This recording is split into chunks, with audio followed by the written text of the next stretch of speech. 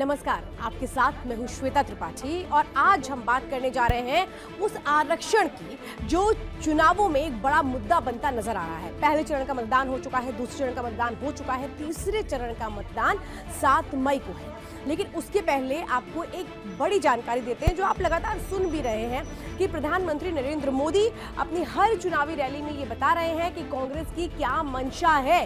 कांग्रेस दरअसल कर्नाटक का जो मॉडल है आरक्षण का, उसको पूरे देश में लागू करना चाहती है, जिसमें कैसे उसने बड़ी चालाकी से ओबीसी के आरक्षण में सेंधमारी लगा दी और रातों रात मुस्लिमों को ओबीसी बना डाला। ये कहा गया है प्रधानमंत्री नरेंद्र मोदी की ओर से, बड़ा हमला उन्होंने बोला है। उन्होंने कहा है कि कांग्रेस की दरअसल मानसिकता ही यही है कि कैसे लोगों को गुमराह कर लिया जाए और कैसे वही तरीका जो कर्नाटक में अपनाया गया, जिसमें उसने ओबीसी के जो 27% कोटा है उससे ही उन्होंने मुस्लिम को कोटा दिया, ताकि किसी को ये अंदाजा ना लग पाए कि ये कोटा दे दिया गया है, ताकि कोई सुप्रीम कोर्ट ना जा पाए। इस तरीके की बातें निकलकर सामने आ रही हैं, जिस पर अब कैसे देखिए आगे बढ़ने की कोशिश हो रही है, बीजेपी को गलत ठहराने की कोशिश हो गई है उस वीडियो के जरिए जो फेक वीडियो है।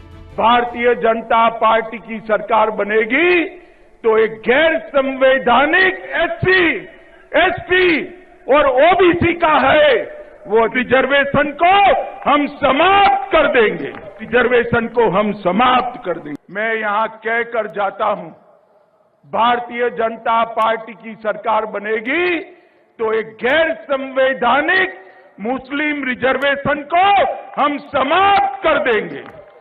ये अधिकार तेलंगाना के एससी, एसटी और ओबीसी का है, वो अधिकार उनको मिलेगा और मुस्लिम रिजर्वेशन को हम समाप्त कर देंगे।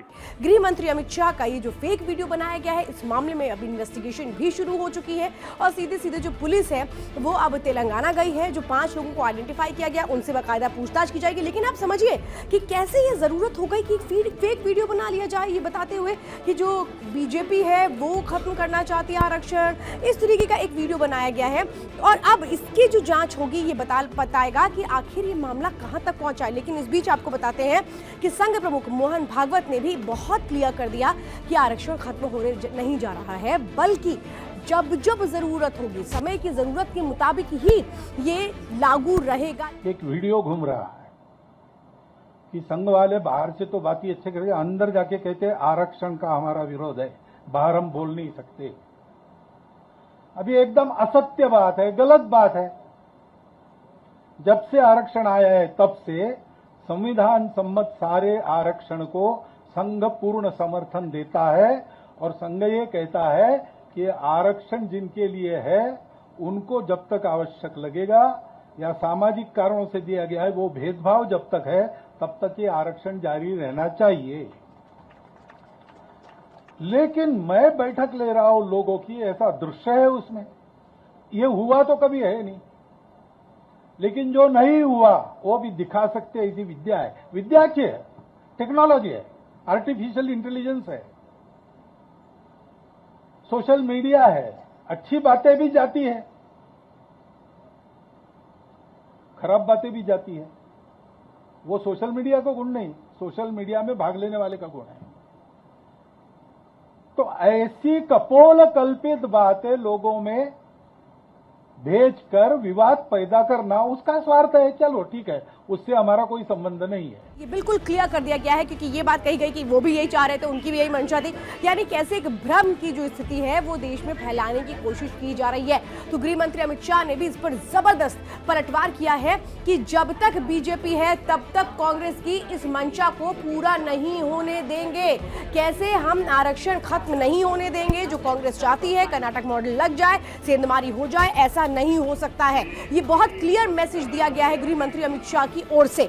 लेकिन इस बीच कैसे जनता के बीच आरक्षण को लेकर भ्रम की स्थिति फैलाने की कोशिश हो रही है। और क्या आपको भी ऐसा लगता है कि ये जो भ्रम की सियासत है इसके जरिए वोट हासिल कर लिए जाएंगे? क्या वर्ग विशेष को खुश करना चाहती है कांग्रेस? क्योंकि बीजेपी लगातार कह रही है कि तुष्टीकरण की राजनीति कांग्रेस कर रही है, प्रधानमंत्री लगातार कह रहे हैं कि अगर कांग्रेस सत्ता में आ गई तो कैसे सर्वे कराया जाएगा, जो सबकी संपत्तियां हैं वो बांट दी जाएंगी। तो उन्होंने, आपको याद होगा पिछले दिनों पूर्व प्रधानमंत्री मनमोहन सिंह के भी उस बयान का जिक्र किया किया जिसमें वो कह रहे थे कि देश की संपत्ति पर पहला हक मुसलमानों का है।